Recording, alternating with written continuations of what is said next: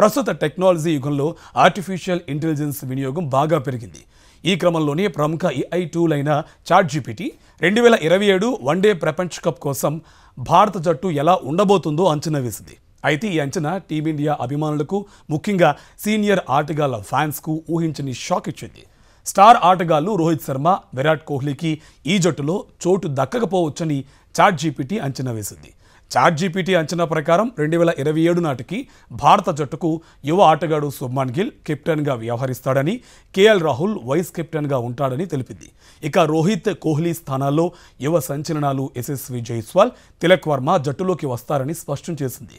Middle ఆర్డర్లో శ్రేయస్ అయ్యర్ తన స్థానాన్ని నిలబెట్టుకుంటాడని పేర్కొంది.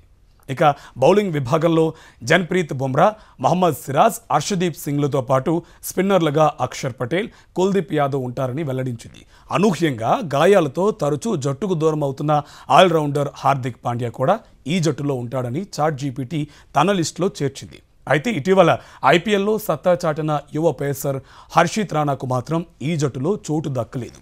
ప్రస్తుతం ఈ అంచనా సోషల్ మీడియాలో చర్చనీయాంశంగా మారింది.